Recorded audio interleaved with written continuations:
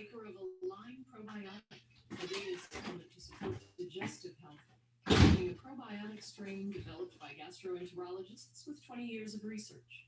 More at alignprobiotics.com. And from Cyber Reason, a cybersecurity company dedicated to helping companies end cyber attacks on computers, mobile devices, servers, and the cloud. Details at cyberreason.com. This is All Things Considered from NPR News. I'm Mary Louise Kelly. And I'm Irish Shapiro. Anti-government protests in Colombia have now entered their fourth week. Protesters have blocked roads and highways, straining supply lines for food and gasoline. And more than 40 people have died, some in conflicts with police, while hundreds more have been injured. They started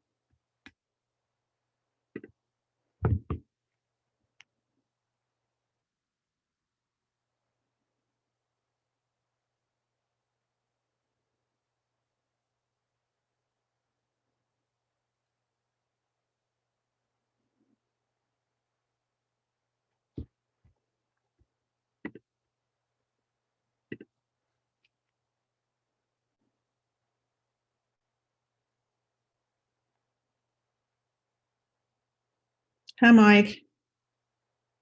You're muted. Hello. How are you? Hello. Is pressing the space bar working? Is what? Yes. Pressing the space bar? Yeah, that will work as long as you don't have the chat open. Okay? That's what I've discovered. As long as I don't have the chat. Oh, Yeah, open your chat and try to use your space bar.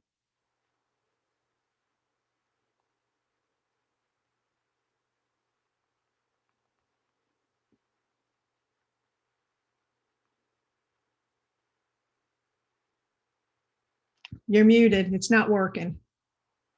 You have to have the chat closed for the space bar to work. do you hear me now? Yep. I can. How are you?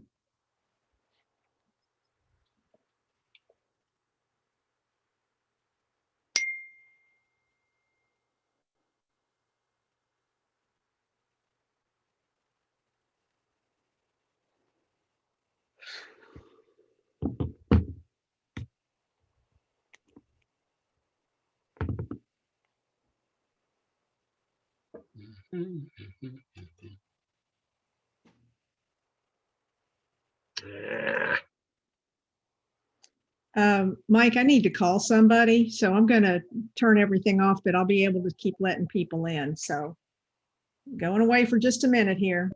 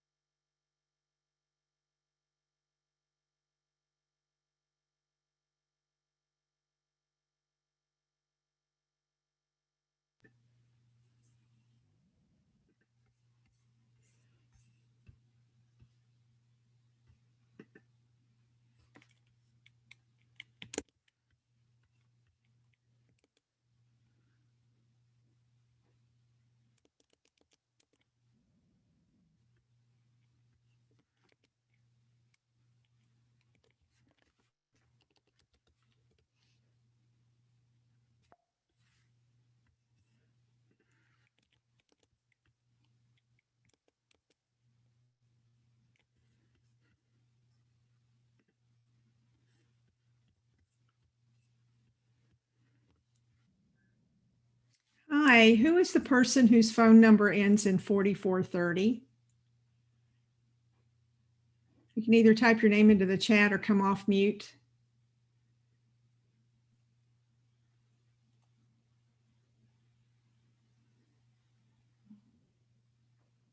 We have a person on the phone whose number ends in 4430. Who is it?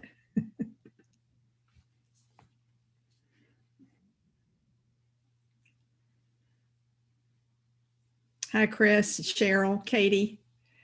I already said hello to Mike. Hi, 4430. I still need to know your name, please.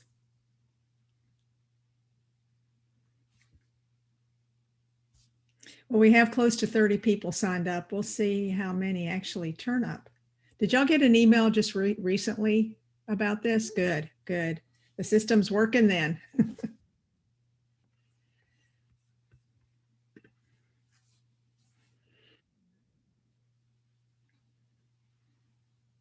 And by the way, if anybody wants to just chit chat, that's very allowable.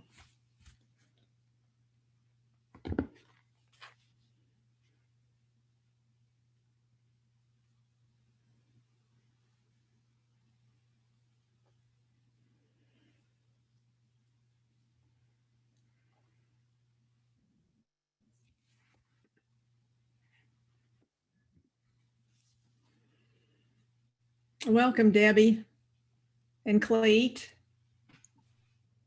Well, hey there. Cheers. It is happy hour. Hell yeah, I'm happy.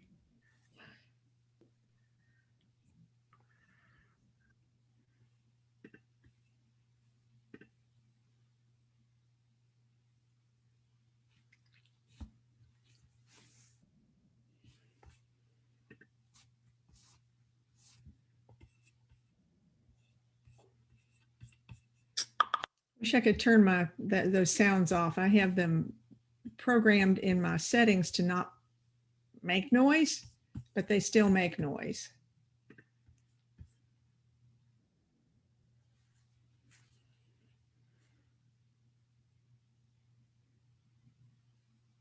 Welcome, Charles. Thank you. How you doing? Good. Good, good. And you? I'm doing very well, very well. And Edie. Hello, Edie. Hello, how are you? Good. Good to Pretty see you. good. You too. And Debbie, did I say anything to you? I might have. Hello. How are you doing? I'm okay. Good. How about you? Doing pretty good. Anthony can't join us till about 1:15, and that's usually when we start the program anyway. So anybody got anything they want to chat about or gripe about this week?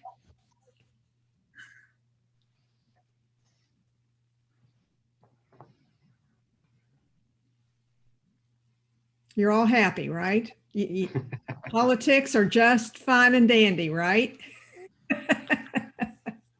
I will say I'm excited to hear what Anthony has to say about the legislative session, that having worked through it with him and our Democratic caucus, I know that there were some amazing efforts by our legislators. And one person I'd like to give a big shout out to is Representative Laura Hall. I don't know if anybody really, is watching the legislative sessions intently, but to watch her as she makes her arguments, as she deals with a variety of issues and so many diverse bills, I was just honored, honestly, just to watch her work. It was a great thing. So if you get a chance, just look at that and look at what she's accomplished. Everybody loves Laura. She's amazing. I'm really proud of our Democratic legislators. Being in a super minority is difficult, but they were loud and killed a lot of really bad bills this session that, had they gotten through, would have set Alabama back years, So that's not talked about a lot, but watching that process work, you really see the hard work that they do. Well, Chris, what have you been up to down in your part of the state? I've been practicing law for the most part. Funny, I listened to Marika Coleman give a similar talk like we're going to hear Anthony Daniels this week, and she's also very impressive. Mhm. I listened to all of them who spoke at the press conference this past Monday, and man, there's some passion there, that's for sure.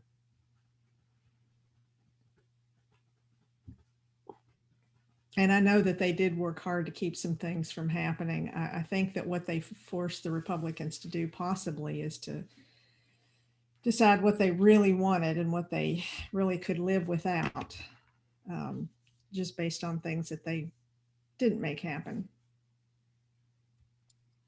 It's crazy that they won't expand Medicaid. Oh, I mean, the fact that there are Republican legislators who actually wouldn't vote for the gambling bill because some of the money was going to help fund Medicaid expansion, to me is just mind-numbing. yeah. Well, I heard one Republican white male say that he was against expanding Medicaid because when we have an economic downturn, it causes the state to have to pay for more of the Medicaid because tax revenues drop. Well, if you expand Medicaid, you bolster our economy all over the state, and you protect yourself from downturns like that. I mean, it's just crazy BS that their base just eats up. I'll jump in and say that the arguments for the expansion of Medicaid are evidence-based and well-researched and studied. Mhm. And if you listen to the Alabama Hospital Association, and in particular, the CEOs of various hospitals, particularly rural hospitals, they will tell you, everybody will tell you, it's just common sense that the expansion of Medicaid is the best decision Alabama could make. But unfortunately, it's mired in the "we hate Obama" politics. And I know that there are efforts. I guess what I'm saying is that there's unfinished business. And I don't think this issue is necessarily dead yet. But I think it's going to be interesting to see how the Republicans can reconcile it, because it's just a no-brainer.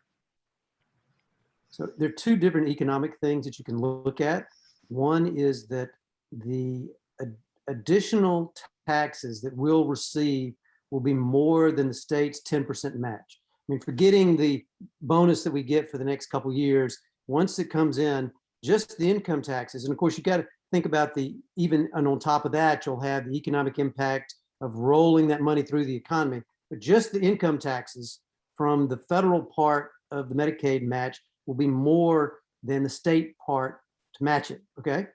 And then you look at the industrial incentives, the manufacturer incentives that we give, and cuts to taxes that we give for that.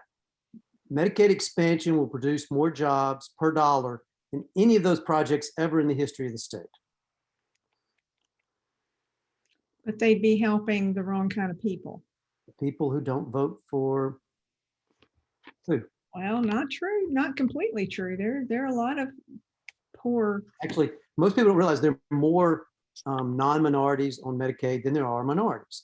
Mhm. Anyway, yeah, you're right. So I think it just works well with their base. That messaging does. At this point, they're of the same messaging strength as the people in Congress who are saying that January 6th was just tourists passing through. There was no insurrection. Yeah. If y'all just joined us, we're just talking about Medicaid here for a few minutes. We were waiting on Representative Daniels. So. I think he's One thing, I'll add one more thing to this discussion, and that is that where I feel like we had tremendous success, and I'm sure Leader Daniels will address this, but in this legislative session, I really think that when we make a strong economic case for investment, then we find bipartisan support. If you look at Representative Gray and what he was able to accomplish with Innovate Alabama in terms of getting entrepreneurial grants that come from the federal government matched at the state level, and what that will do for rural and small businesses. And we had a variety of other bills like that went through the House and also the Senate, and we're signing the law. So what I'm saying is we did have success that way.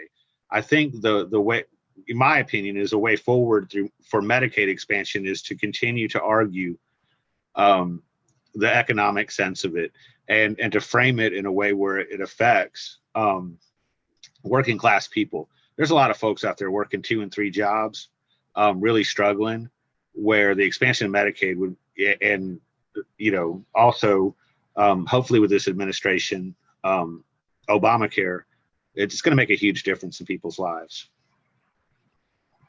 That's a given, I think. Jocelyn, welcome. Jocelyn is really our host tonight. Well, I'll try to do a good job. I'll try to do my best. Okay. Before I go any further, before we go any further, Cleet, can I make you the co-host, or Jocelyn, you the co-host, one of you? Just so that I don't expect anything to happen, but when I didn't expect something to happen before, my computer power went dead, and my computer went dead, and it ended a session. So I don't want that to happen today.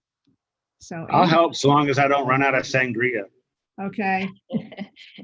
So yeah, like I said, this is happy hour. So if you need to go get something, and the person at 4430, we would really like to know who you are, because we tend to like to know who we're talking to.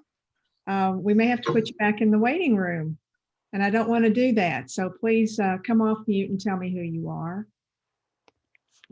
Thank you. Okay, with that, let me introduce Jocelyn Broer, who is a member of our communications committee, and she gets to run the show tonight.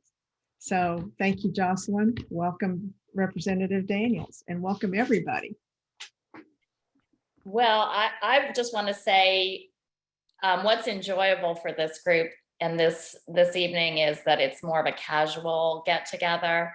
I mean, I want us to be able to interact, have a little fun. I mean, hopefully we'll get to meet in person again very soon. And, I'm not a stuffy person. So we'll try to keep it light and enjoy ourselves. And, we'll give Representative Daniels the floor. But, if there's something that comes up, feel free to ask a question in chat. Or if there's a lull, just go ahead and ask your question. Let's make it fun tonight. But, again, there's a lot of information about what went out of this legislative session that I know we all want to hear about and ask questions. So with that said, I'm going to go ahead and give Representative Daniels the floor and let him tell us about what went down, the good, the bad, the ugly, right? So welcome, Representative Daniels, and thank you so much for taking time out of your night to be here tonight. Well, thank you, Jocelyn, and Cindy, and to the entire Thirsty Thursday loyal, faithful group. See, Cleet has his libations, and he's enjoying. And so I guess for me, I'll just kind of go right into kind of what we had going on this particular legislative session. As you've seen, there have been a number of bills that actually got through the legislature that kind of flew on the radar. That was by design, because if in fact those that are on the far right knew of some of the items that we were able to attach to some of the bills, they would be opposing it, and they would have all of their troops lined up. And so the legislative agenda for this particular legislative session, we started working on back last summer.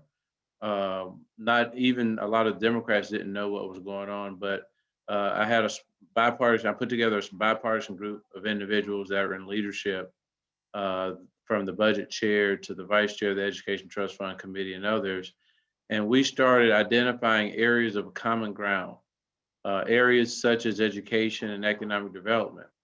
We got into some very intimate conversations about issues that impact minority-owned businesses, issues that impact minority communities, and how we're able to put together an agenda that will help address a number of the discrepancies that or systematic racism that have existed for some time, and in order to focus on dismantling that.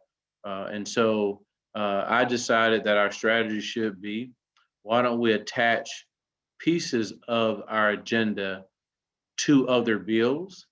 And when attaching those items to other bills, we are able to bury them and spread them throughout, instead of putting them on one particular bill that you had to depend on whether it passed or failed. And I didn't want us to hitch our wagon to that. And so that was a part of the sort of the strategy that preempted the legislative session. A number of the issues that we identified was some of the problems. 41% of minority-owned businesses went under as a result of COVID-19. Only 12% of minority-owned businesses got access to the PPP loan. And with the governor's Revive Alabama plan to give dollars to small businesses, it was a race to first place. You know, if you didn't apply on the first day, you didn't get access to those dollars. And so we had to develop something that was going to help those communities that were impacted rebound from the pandemic. And so there are a number of bills that we worked on that I'll start with criminal justice reform. We focus on addressing habitual offenders, focus on expungement, and also sentencing and resentencing. On that particular piece of legislation, we were able to have judges go back and look at some of the cases that that decisions have been made upon, where a person from one side of town or one part of the state or another part of the state committed the same crime, but they did not receive any of the sentencing was very different and very far apart. And so there's a bill that addressed that issue this year. Of course, you know about the prison issue. I was involved in working to actually kill the private prison deal. We still have some ways to go, partnering with other groups outside of Alabama to have conversations with the actual funders, the investors in the companies that were considering giving financing to the company that was funding the lease and build prison. And so we were successful in defeating that by targeting the investors, a very different strategy. I think that talking to the state government, it would have fallen on deaf ears. We will have an opportunity to readdress those particular issues through a bond issue and through a legislative solution. However, I've committed that I will not focus on any construction projects without the actual comprehensive plan on reform. And so I don't care how many special sessions we go into, we will not address those issues unless there is an opportunity for us to see more of the bills from the governor's prison, the commission that dealt with reform. And so a lot of those bills did not pass because of what we call the police caucus. There are a number of legislators that are ex-police officers that kind of put their caucus together. So anything that deals with decrim or any other area, they focus their attention on actually not allowing those things to move forward. And so that's something that we are continuing to focus on. Education, very proud to announce the expansion of adding more pre-K classrooms in Alabama to the sum of 164 additional pre-K classrooms. One of the first conversations I had with the Secretary of Early Childhood was, we got to stop. Our program may be a model for the state of Alabama, for the country, but we're being disingenuous about that because our program is not focusing on those young people that are in need. Communities throughout the state of Alabama that are impoverished, Black and white communities and brown communities all across the state of Alabama. We're not putting the number of pre-K and early childhood programs in those areas, which then if you measure it from that perspective, long-term you have success, but you cannot say we have the best pre-K program when it's only the kids and parents that are in affluent situations that have access to it. And so I was happy that the secretary started last year focusing on communities where there's high levels of poverty and where there are tremendous wait lists. And so we've been able to add a number of classrooms in Madison County in a lot of the areas that are certainly in need. We know that every dollar that's spent in early childhood education saves you $7 in corrections. And so being that we know that, why aren't we focusing on those particular areas? And that's kind of have been the thing that I've focused my attention on here in the last couple of years, is fighting for additional funding in order to expand access to pre-K. Of course, I want to get to universal pre-K. We're just not there yet, but we're moving aggressively in that direction. And so I'm just really ecstatic about the progress that we're making.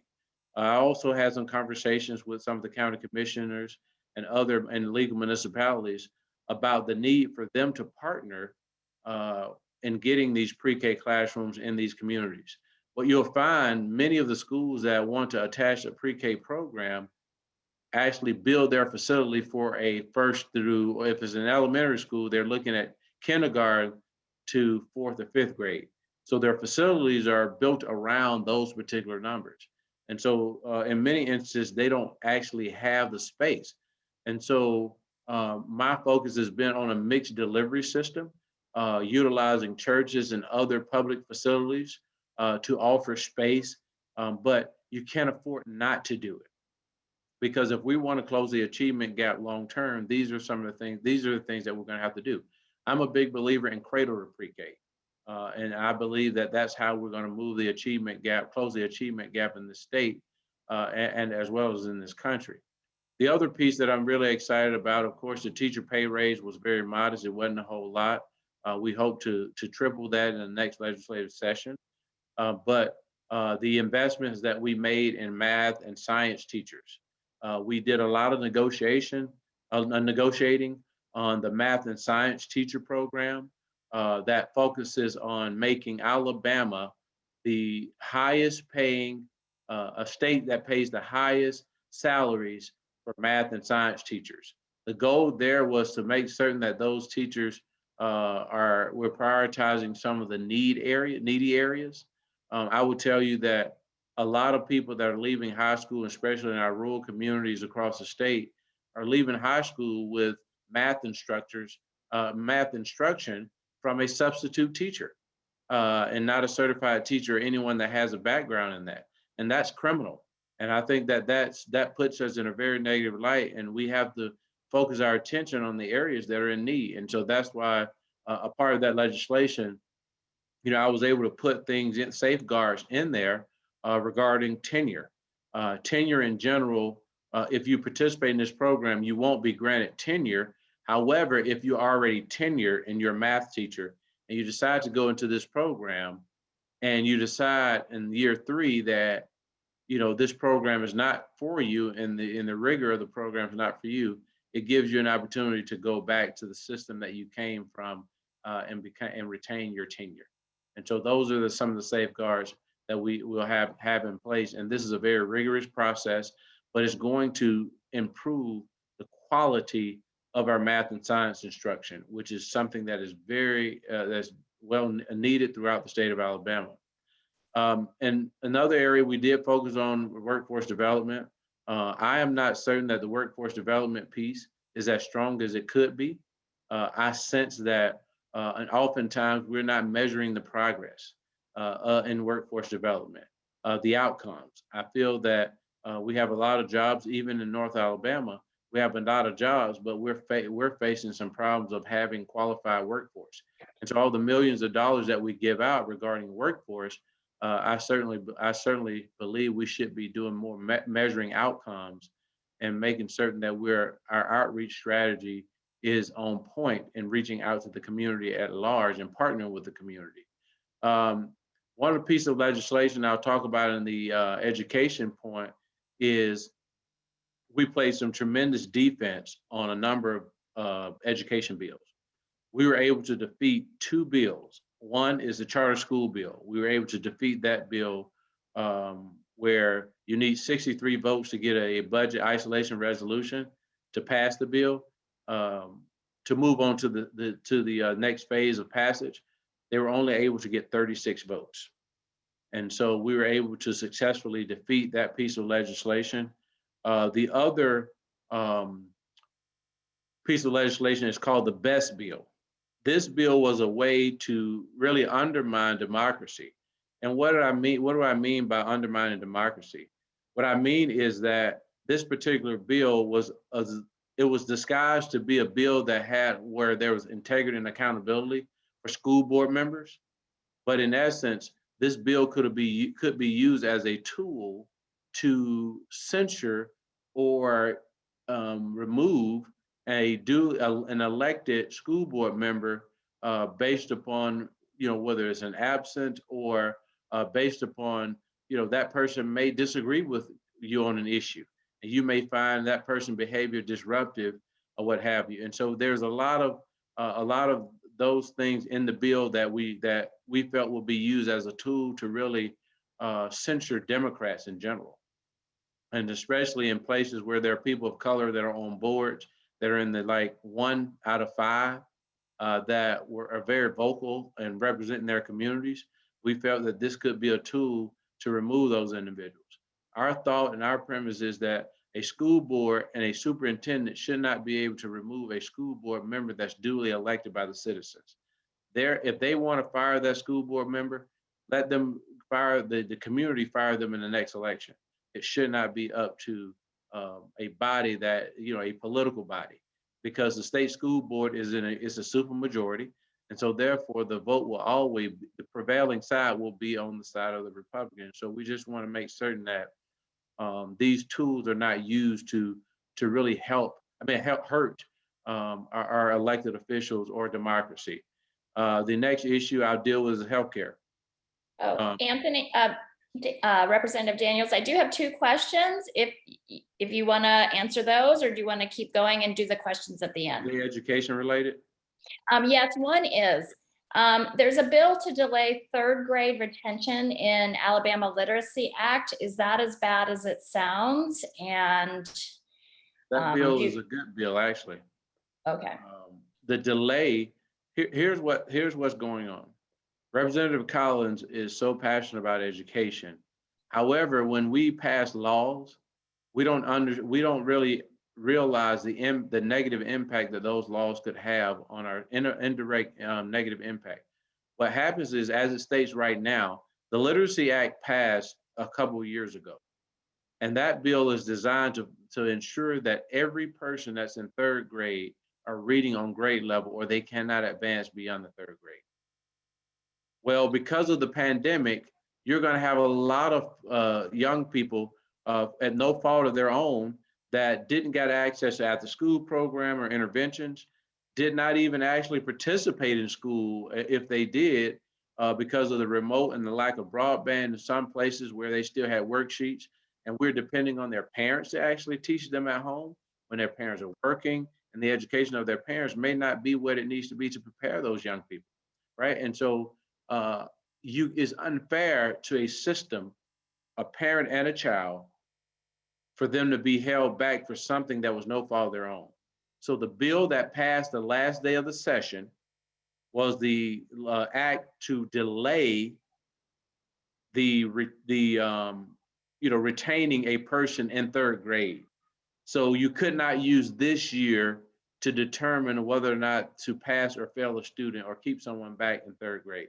And so this delays it for a full calendar year until we get things back to some normalcy. I'm not sure who asked that question, but was your question answered? And is there any follow-up?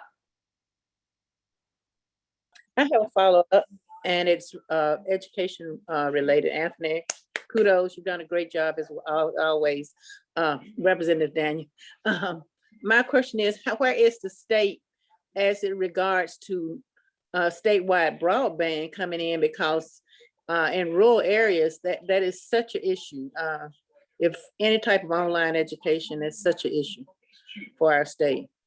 Well, so the governor's office, I actually just appointed someone to this broadband commission today from our caucus. I appointed someone to be on there. Representative Laura Hall, I appointed her to this broadband commission to address some of the discrepancies that exist and making certain that our voices are at the table, meaning that there are places in the state of Alabama where individuals that are unserved, you have what they call underserved and unserved. There are places in the state that are unserved. And so while this broadband commission and all these dollars that the governor is throwing out from the CARES Act to deal with broadband, we want to make certain that broadband is addressing the unserved communities first. And then the other thing that we're looking at is we'll be pushing for, broadband may in 2 years may be the new 8-track tape, meaning that it's outdated and we need to modernize what we're doing. If we cannot deploy internet access immediately, then we need to be looking for alternatives. And so there are alternatives out there that addresses wireless, broadband, and other things that we should be using in the interim. But to say that laying fiber is the end all be all to deploying getting internet access, especially in rural communities, is a thing of the past. And so, yes, we will be addressing that to ensure that our young people have access to it. The hotspots are good, but they're not great. And you have to be within a certain mile radius to do it. And so we're working with people like AT&T and Comcast and others to go into these communities that they may not make a profit, but we're going to kind of we're going to share the risk of ensuring that they're able to get into the communities that are certainly in need. It was interesting. I was just in a local government meeting, I think it was yesterday, where they talked about even putting pipes in under sidewalks when they're built in strategic positions. So then it's easier later to add them as needed and not as costly. So, I mean, it's pretty forward thinking, I think.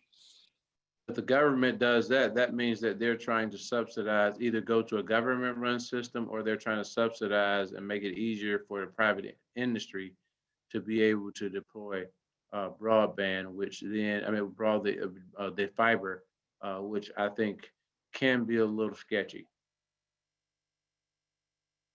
If that's the case, then the private sector should be also, or there should be some type of tax to the private sector that wants to utilize the government service to deploy their system. And so we just got to make certain that we watch those things. Because then whose responsibility if something goes wrong and they're tearing up the sidewalk? Is it the government or is it the private sector? So we just got to make certain we think through those things and not make those decisions that's going to cost us more in the long run. Okay, thank you. I think I caught you midstream. I know you've got some other talking points as well. So I'll address a few more issues and then I'll open it up for questions. Healthcare, of course, the governor's office and something that we've been pushing as a caucus for some years is maternal, addressing research in maternal mortality. And there's about $498,000 that were added to the budget to help with the research, especially among women of color, who are 3 times likely to die at childbirth. And so the other research, the other data that's very concerning to me is that there are approximately 43 counties in Alabama that do not have an OBGYN. And so we have to remain focused. And I asked our friends, Jocelyn and Cindy and others that are on this call, we gotta focus, push, and press the state to do more for OB and OBGYN recruitment and incentives for a lot of our rural areas. Telemedicine alone is not going to solve our problem. And so I think that we cannot allow that issue to continue to fester out there, because this is the second year in a row that I've quoted that same statistic and it has not changed. And so that is concerning to me. We still remain supportive of Medicaid expansion. We feel that with the rescue plan, there are dollars in there that gives us an opportunity to pay for that access over the course of the next couple of years, enough for the next couple of years. And so that's something that we continue to prioritize. There are 400 some thousand Alabamians that are considered the working poor. I will say that for the purpose of those individuals on this Zoom, understand that messaging that particular issue, what we have to educate people on is that 55% of the folks that will qualify for this are not Black or not minority, they're white. And so I think that somehow my colleagues think that this is a program for minorities sitting at home not wanting to work. And the other statistic that you have to understand is that the fact is, it's the working poor. It's individuals that are working jobs that will qualify for the Medicaid expansion. Those individuals that are in the other categories, they qualify for the regular state Medicaid program, women, children, pregnant women and children. And the other piece is, we believe that a woman that's pregnant should not lose her health insurance at 3 months after childbirth on Medicaid. So women that are on Medicaid lose their insurance and benefits 3 months after. We believe that it should be more than a year after, because you have all of these other things that could linger on, but for the health and wellness of the mother. And so those are some of the things that we care deeply about. We know that COVID-19 has exposed the vulnerabilities of our healthcare infrastructure. And so I think that we have to be more vocal about healthcare, but we got to explain it. As they say, we got to lower the hay for everyone to be able to understand it. And we got to be simple with it. We can't be, the terminology Obamacare is, they've already demonized that. So there's no need to kind of follow down that road, because you're not going to get anywhere. Let's start talking about healthcare in general and who benefits from it, and putting the facts out there. I think that's extremely important. And last but not least, we've done a lot for small businesses. One of the bills that I was talking about referencing earlier was access to capital. We passed a bill that focused on rural and minority access to capital. As you know, that the data that I mentioned earlier, about only 12% of minority companies actually got a PPP loan, or in less than that receive any support from the SBA for the program. And so this has have really caused these companies at the 41%, percentage wise, 41% of them going out of business and won't be back. And so that has a direct impact on our community and our well-being long term. And so the access to capital bill is going to help rural communities as well as the agricultural companies and other companies that are in underserved areas and that are minority owned. The other piece is the Jobs Act. The Jobs Act passed. We were able to negotiate some percentages in there for businesses to be able to come in, small businesses, minority-owned, woman-owned businesses, to be able to have a higher percentage of an incentive than those that are not. And so we're very proud and excited about adding that to the Alabama Jobs Act, which was in the beginning of the legislative session. And so economically, I think we're trying to move in the right direction. We still remain adamantly opposed to construction without reform on the prison side. And we will continue to stay in that posture. Gaming. I will tell you that our caucus stood strong and united, and we were able to stop the gaming bill from moving until things were negotiated that was going to help our state. Think about this as Democrats. One of the things you need to realize is, yeah, doing the lottery is good, but it was a comprehensive gaming package where they were the Republicans wouldn't need us for the next 20 to 30 years if they would have passed that package. They wouldn't need any Democrat for the next 20, 30 years because they'll have all the revenue they need to spend it on pet projects across the state. We were trying to force them to define what those projects are, right? And so, we gotta make certain that we are addressing these particular issues and not giving away the kitchen sink, right? Without getting another sink in return. And so I think for us, when you're negotiating, sometimes you have to play hardball. And sometimes playing hardball puts you in the best position to renegotiate because they become desperate. And so it's a long, drawn out process, but it's well worth the wait, as many of you would imagine. And so we remain in a posture of power. I'm so proud of the men and women that I served with on the Democratic side that were able to stand firm and stand united.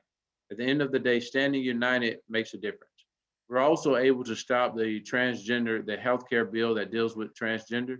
We're able to filibuster in order for that bill for us not to reach that bill. So we were in session from 10 a.m. to midnight. And we were able to stop that from coming up. So we're very proud about the progress that we've made, and any of the representatives that you see in the community across the state, please thank them because they worked extremely hard. They stayed the course, they stayed united, and they stayed committed to the democratic principles that we all live by. So thank you for your time. I entertain any questions that anyone may have. But other than that, Cindy, that's all I got. Does anyone have any questions they want to ask? I've got a couple here ready to go, but I'll give the floor to anyone here who wants to ask a question first. Go ahead. I was wondering about the medical marijuana bill that passed. Was there anything in it that also included social justice for people who are incarcerated because of marijuana possession? No, what we're trying to do is, if we go into a special session, we've seen bills fail over and over again. In fact, Representative Hall had a bill that decriminalizes marijuana at a very lower level. And that, again, that police caucus were the folks that kind of stopped it and made it out as if all of these Black folks are going to be getting out of jail. And so they know how to demonize an issue and know how to divide it down racial lines in order to kind of force their basic agenda up. And so what I would say is that will be a part of the negotiating tool going into a special session on prisons if we get to that point. But those cities are trying to do it. I think that the city of Huntsville should look at something similar, but I think it's going to take all of us organizing to make it a citation as opposed, depending on the amount, a citation instead of an arrest. And I think that you'll have some support from law enforcement within the city police department and county and both city, Madison and Huntsville, that believes that, I shouldn't be spending 6 hours of my time booking someone that has a joint in their car.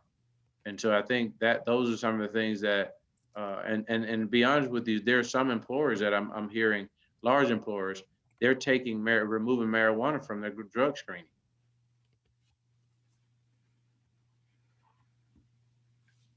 Anthony, I had one. I guess there was a bill passed, I'm assuming it passed, that had to do with doctors having to perform everything they could to, if a fetus were born alive, still alive, that they would have to try to save its life. Did that actually pass? It passed the House. I think that bill probably passed the Senate. I would imagine that I didn't check out the Senate on the last day, but that bill certainly passed the House. Okay. And were there any other abortion bills? We seem to follow the Southern state pattern of coming up with anything we can. Things we've been able to stop. Cindy, some of these things that we've been able to stop by virtue of filibustering. But strategically, my goal for the session was in the beginning of the session, let's play nice and get some of the good bills out of the way and get them kind of prioritized, which then forces the Republicans in a different posture and put us in a better defensive stance of making sure that things are kind of consolidated, where you have 100 bills that folks want, but you have them stuck until or delayed until the last 2 to 3 weeks of session, which when we filibuster, it reduces the time that they can pass all these bad bills. And so that was kind of the strategy in the beginning. I didn't want to let the cat out the bag because some of our members could inadvertently talk about something and then we'd give the other side our playbook. And you know, as Democrats, we're good about giving the other side our playbook so they can prepare for us. Yeah, unfortunately. Somebody else? Oh, I was gonna say the free carry bill that the sheriff's opposed, did that pass? Because I do a lot of volunteer work with Moms Demand Action, and I've been at the Capitol before, you know, with that on the docket. No, no. You're talking about the permitless carry bill. Yeah, So no, it did not pass. That's Now, it. there's something for us to think about when it comes to this permitless. I had a situation where a gentleman reached out to me. He was arrested. His permit expired in August. They were closed. Kind of their hours were different. He worked at a chicken plant, and their hours were different during COVID, and he wasn't able to get his. Just totally forgot to get his permit renewed for his pistol. Well, he got stopped and he got arrested. And so what we have to think about is, I'm not certain that I don't think that permitless is the key because it'll interfere with the administrative ability to keep track of who has a license, who don't, to have a gun. And it also provides a buffer between those individuals that are mentally ill and that should not have a gun. And so I think that I do think that having a lifetime permit is something for us to discuss, then something that's inadvertently, we got to figure out how do we deal with a person that their gun license expired. Now that person's worked for the federal government and just got to move to Huntsville a month ago. And he's from his hometown, so he hadn't been able to he couldn't get it updated here, but now he's lost his job. So how do we deal with it? Now he's going to get a misdemeanor. Is it like a driver's license? You know, I mean, if you had a license, you get a certain amount of time to show your permit and, you know, you've done your due diligence. But also as people get older, they've got macular degeneration. They maybe get Parkinson's or they have dementia. I mean, like, it seems like there has to be a way to check people at certain points, you know. I know my dad had to turn in his driver's license, but you know, you don't want it to get to that point with a gun.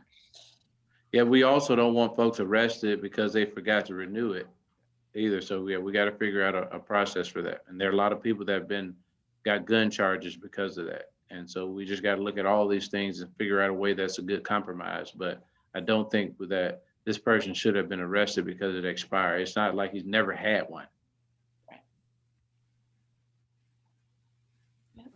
Any other questions? Representative Daniel. Yes, this is Damien Green. Representative Daniels, regarding the gaming legislation, did we want or did we request, was the hold up on the Democrats in the Medicaid? That was part of it. Or was it the general? Go ahead. You went out, but Medicaid was a part of it. The language wasn't strong enough for Medicaid expansion. But I would tell you, Damien, and I said this to the governor, so I'll say this in front of the front pages of Huntsville Times. I said to the governor, we negotiated Medicaid expansion on the gas tax. Why would I renegotiate the same deal a second time. I'm not doing that. This is a funding source for it, but I'm not renegotiating, putting that as one of the priorities that we should negotiate in the gaming bill. So there are a number of things in the gaming bill, Damien, that was a problem. It was ownership, making certain that if a licensed person in Birmingham or Tuskegee or somewhere transferred their license, that the priority for selling that facility would go to the prevailing minority percentage. 51% would go to the prevailing minority that makes up that community, right? And so that, and then the vending services, top to bottom, local community participation in the vending contracts, as well as the hiring. And then looking at the scholarships for the lottery, need-based scholarships. Those are things that we were hung up on. So it was Medicaid expansion was a piece of the puzzle, but it wasn't the primary reason. Then the other thing is the communities that they wanted to take jobs away from, places like Lowndes County, where that particular bingo hall is the largest employer of Whitehall. And they wanted to take that facility away and close them down immediately without replacing any type of economic activity in that community. And I couldn't stand for that. Right. Did the two sides is the gap wide or narrow enough to where if a special session's called, that it could possibly be hashed out then, or are we looking at further down the road possibly? Here's what I would tell you. I would prefer the entire house to burn down before I allow them to run us over and take jobs out of these communities. Gotcha. Okay. Well, to drive a point home, I'm remembering now when, because you mentioned it, when last year when the gas tax was passed, it was done so in part with some Democratic help because you negotiated, as you mentioned, that this would come from someplace else, correct? How did that work? Well, you're talking about the Medicaid expansion. Yeah. Yeah, we were negotiating Medicaid expansion, yes. Mm-hmm. Okay. Because I wouldn't have taken that hard vote, because really I could have played hardball with that. If I had known that, for where I am right now, I wanted all this stuff to be in the constitutional amendment so that it obligates the state to do it. We've got two questions regarding prisons.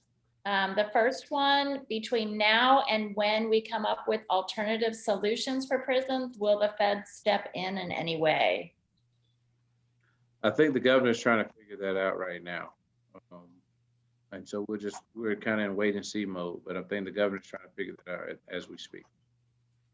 Okay, the next question, will you use removal of nonviolent, non-selling drug crimes as leverage for prison reform? It certainly could be on the table.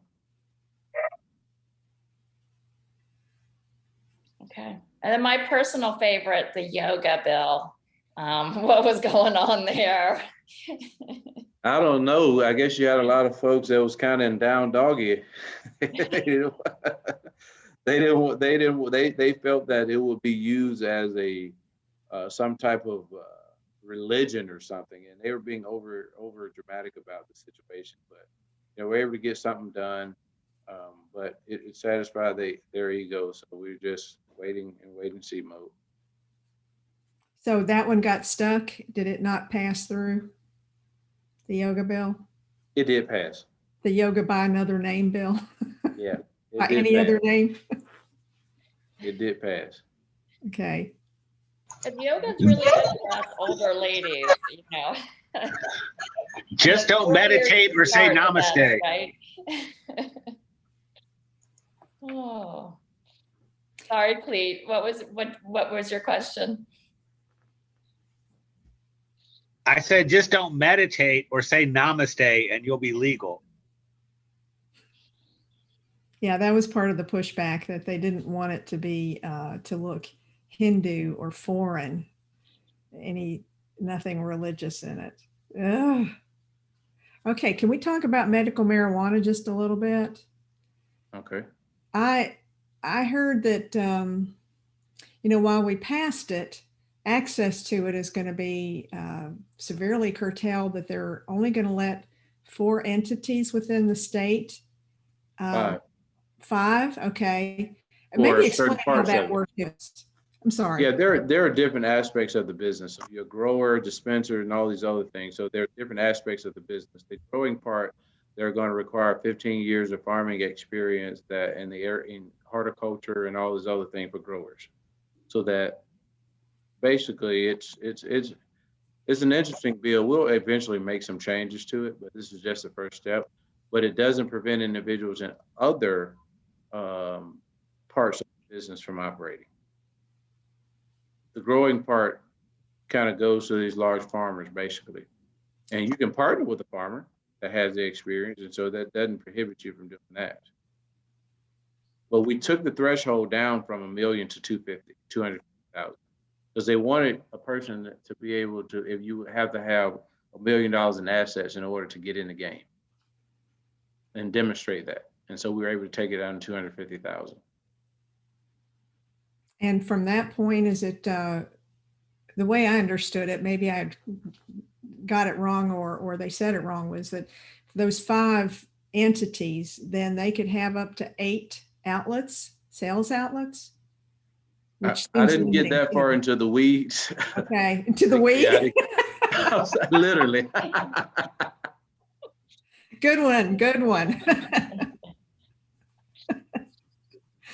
Okay, well, that was, I guess I need to look further into that. That there were the 5 entities, and from there they could each have like 8 distribution points, and so that means whatever 8 times 5 is it still 30? That you could only, it's 30 something, but you could only have that many places in the whole state where you could actually get access to it. Well, what I'll do is we have somebody from our team that's on this call. We'll get our policy team to kind of do a breakdown. I see thousands of bills, and so I just want to make certain that we are doing a breakdown of that bill, because I don't have any notes or anything in front of me, so I'm just talking off the head. But I don't have that. I want to be sure if I respond to something that technical. It's completely understandable. Thank you, and I'm sorry, Cleet. We'll look into it. Okay. Other questions for Representative Daniels? As I said, last call. Well, I'm sure you're going to be happy to be able to spend more time with your children and wife, and to have not be running to Montgomery and constantly in meetings. So enjoy that. Well, unfortunately, I leave at 6 a.m. tomorrow to go to Puerto Rico, but not for business. I mean, for work. I mean, not for fun. It's for business. Oh, what's going on in Puerto Rico? It's a leaders conference, policy conference. Okay. So my wife will get to enjoy it. And that's good too, right? Oh, yeah. I'm sure she deserves it.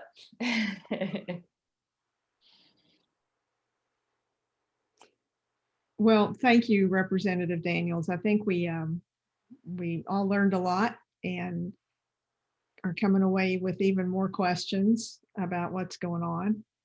One last question. Anybody got it? Okay. Well, we typically just hang out for a little bit and just chat. So if anybody wants to check in, see what's going on, hit somebody up about anything, feel free to. And you have an early wake-up call in the morning, so we would completely understand, Representative Daniels, if you didn't stay, but you are more than welcome to stay. Well, I got to take the kids to their grandma so I can start packing. Does she live here in town? Yeah, she lives in Madison. Oh, good. Yeah. Good. Because I know at one time she's from Mississippi, right? She lived out there. I was thinking you're going to just be awake driving until you leave and get on that plane. It's good that she's close now. Absolutely. Yeah, you are lucky. Mhm. So who's got anything else they want to talk about just in general? Like we said before, gripe about. Hey, I had a question. I saw the note in the chat about making phone calls to Governor Ivey about Medicaid expansion. Is there a script or something that follows? Like one of the things I like about Resist Bot is that you can pick the dialogue that you want and just send it to people. So is there a script that goes with that link that you posted? You may just have to speak from the heart. While we're talking here, I'll go find something you can copy. I can answer that question though. Yeah, Oh, go there you ahead, Debbie. There That's is right. a That's script, Deb. I You know, know, yeah. I couldn't see your face there, Deb. Go ahead. Oh no, I'm still here. Yeah, there's a script that goes along with it. So if you use the link that I posted in the chat earlier, basically like you put your phone number into it and your address and stuff, and then the system will call you using the phone number that you put in, and you'll get a script and you'll get a walkthrough from the campaign director about what to expect when you make the call. I'm posting it in here again because I know it's way up there. Thank you. No, you're welcome, Debbie. Thank you. The reason I just put the number in, and I'm going to post that in here again too, is that I did that and I never got a call, but I keep the governor's number in my phone. So You never got a call? I never got a call back. No, I'll Oh, try it no. again. Okay, so okay, we've heard differing things, like with people having issues with getting the call to actually come through and stuff. There's a couple extra steps in it, like pressing star and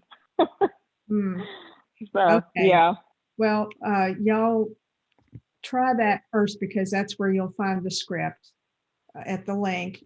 And if that doesn't work, just call her up and speak from your heart about why they should expand Medicaid. We've hit on some of them today. I mean, it's just, it helps the economy. It was at one time they thought it was going to create 40,000 jobs. It saves rural hospitals. We've had, I forget how many now. Is it, somebody else might know the number. It's either like 12 or 17, and that was pre-pandemic. So I don't know what's happened since then. But we've lost hospitals because they are in poor counties and they couldn't survive on just regular old insurance. Chris, you probably know of some reasons. Yeah, let me catch you on the spot there, Chris.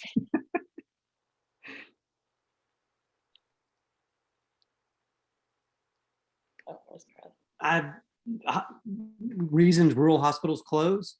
Well, no, reasons why we should expand Medicaid. All right. Well, the things I mentioned earlier are the things that I would say. You said 40,000. I've seen the $40,000 number.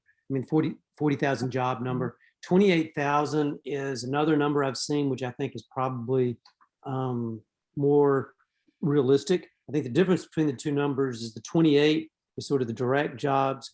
The 40 sort of assumes that people spending their income indirectly creates more jobs. So anyway, the financial aspects of it is the primary thing. Frankly, though, if you care about people, do you want people to suffer? I mean, we're the only Western style democracy that does not have health coverage for everybody. I mean, it's crazy. I mean, that's why our infant mortality rate is as high as it is. It's why our maternal mortality rate is as high as it is. It's because we don't provide coverage to people that need it. I think it's worth mentioning because it seems to be part of their talking points, the Republicans' talking points net right now. They're saying that if there's an economic downturn, then the state has to jump in and pay for more than they have the capacity to pay for at this point. But if there's an economic downturn and they've got Medicaid expanded, it bolsters the entire state's economy, and that helps it resist an economic downturn. And if they would quit getting all their money from sales taxes, they'd be okay. If you if you had an economic downturn and you had more people on Medicaid, you would get more dollars from the federal government, which would then go into the health system and create more jobs. It's a no-brainer, but they just don't want to do it. They're thinking it's going to the people they don't want to give it to, which is very frustrating. I see Debbie Smith has put a link in there. Yeah. Well, and I'll just say from personal experience, when you move states, they offer COBRA. When I moved for my husband to go back to school in Florida, my company, my insurance, when I left, I could have gotten COBRA. It would have been horribly expensive, but they didn't even offer it in the state I was moving to. So I had no way to get insurance unless I really paid a fortune. And we were going back to school. So we were college students at that point. And I was picked up by the state of Florida for my second pregnancy because of it. And they did pay for that. And that was huge for us. That meant a big deal. Not to have to, go take that. We had a little savings that we put into our house at that point, but I mean, that was huge. That set us up for success where we could have, it would have been much harder. My idea was to stay home with the kids. I would have had to gone, straight back to work to try to cover some of those costs. So it's important for everyone. The link that Debbie Smith put in the chat box has got a lot of information. Thanks, Debbie. Well, sorry. Thank you, everybody, for joining us tonight. Not sure what we're going to do next month. We're still talking about that. We'll either be here on Zoom or we'll be live. And if we're live, there won't be a program. It'll just be really a social. So everybody can meet people and talk about whatever you want to talk about in your own groups and that sort of thing. So we're just waiting to see how the numbers are looking and waiting to see how comfortable we are doing this sort of thing live. Has everyone been vaccinated? I know I have, and I'm 2 weeks out. Yep. Okay. Damien? Yep, I have. I'm actually trying to figure out if I can get a third dose sometime down the line. I did read today that they're saying booster shots are going to be a given. Yeah. Yeah. So maybe don't laminate those vaccination cards, right? I saw something on Groupon where it's going to be like a little sleeve you can put it in, with a little tag that goes around your neck. Yeah, so you can just carry them with you if you'd like when you travel. Put your money in there too, and yeah. Wear your badge of honor. Yeah. I read it. I'm sorry, go ahead. I was going to say they're requiring them for my daughter who's going to college next year. She has to put it in the computer, so she'll be able to go. Hey, I will say this, one of the epic debates of the legislative session was the Republicans debating the Republicans on vaccine passports. That a lot of what we witnessed throughout the entire session was them eating their own. And so it was fascinating to watch that there is not unity on their side. So when it comes to a lot of issues where you think it's a no-brainer, and even stuff that they propose or introduce, it was fascinating to watch them melt down and stab each other in the back and some of the other stuff that occurred through the session. So it was interesting, particularly when it came to vaccine passports, as they put it. They couldn't even come up with a real definition of what a vaccine passport might be. And yeah, so I mean, it was just fascinating to watch. So I think we're going to see more of that with some of these issues too. They're not as unified as we often think they are. Go ahead, Damien. I was talking with a friend of mine about this the other day, like, especially in Alabama, like the Alabama Republican Party was basically just shelter for elected officials who lived in districts who were afraid of big bad Obama in 2008, and they all ran for cover. But a lot of them are more moderate than the big red are, beside their name suggests. And there's probably an opportunity for some realignment and party defections down the line, as the Democrats prove nationally and, locally to be the more sane group.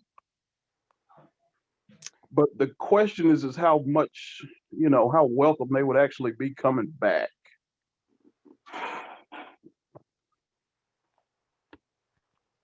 I did read an article in USA Today. Probably need to post this, but it's from a guy that said, quit trying to convince unvaccinated people to get vaccinated. Just start shunning them. Yep. Shun them. Yep. Turn your back on them. Don't let them in. Don't let them participate. Tell them if they haven't been vaccinated, they can't come to your backyard party, that sort of thing. Yep. Don't let them travel. Yeah, I mean, eventually this vaccine will quickly become just like any others, where you have to, show proof before you send, kids off to school that they've had it. Like I'm starting grad school in August at Auburn, and we've got to go and get health department shot records going all the way back to birth. So I mean, yeah. It's only being questioned because Trump did this. Now he got his, but that's the only reason. Well, guys, I have another meeting in 20 minutes, so it's been a good session. I hope y'all all join us again next month. Thank you. Wherever we are. Enjoyed seeing everybody and hearing the speaker. And I really hope that the division that we're seeing, or the Republicans eating their own, is like an outcropping of the whole Cheney thing. And maybe that'll trickle down and there's some hope on the horizon. It was good to hear. Thank you, Cleet, for filling us in on all that stuff. And thank you, everybody. It was good seeing you. You too, Edie. Take care. Oh, and if anybody wants to come to the Democratic Executive Committee meeting, it'll be the second Thursday. Just write to info@MadisonCountyDemocrats.com and I'll send you the link the day of the meeting. I would. Thanks. Okay, Edie. Yeah, send me another note about that and I'll make sure I've still got you. Great. Thank you. All right. Thank you. Bye-bye. Jocelyn, thank you for keeping us straight. Okay. Yeah, absolutely. It's always fun, but I am ready to get back in person. Yeah. Me too. Me too. Did you ever go by Campus 805 to take a look at that place? Oh, I did not. Damien was talking about It's that, slightly right? up Clinton.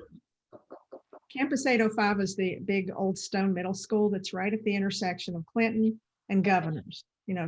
Governors, Clinton runs into it. And back up here on Clinton just a little bit is sort of an extension of the Campus 805. It's another outbuilding. And there's several business, like Rock and Roll Sushi, I think is real close to it. Oh, okay. They're right in the corner of that building. And they have garage doors they can open. They have a full bar. They have a bar menu. And plus people can go get food anywhere they want and bring it back to the patio. That's the X Golf, right? Is that what you're talking about? Yeah, X Golf. Oh yeah, I'm all for that because we did that before, Well, we did our get out the vote thing there. We can do a happy hour there where they we get a lot of money. So I would like to do that. That would be fun. Yeah. Okay. If you want, I'll reach out to Rod. I think his name's Rod. Yeah, I remember him. Yeah. Connect you to. Would that be okay? Yeah, absolutely. Yeah, or you could just give me his number. I can call him. He's a really friendly guy. I did talk. Yeah. I mean, I met him when we did the get out the vote. That's right. That's right. Okay. Then I'll send you his contact. Please tell him I said hello.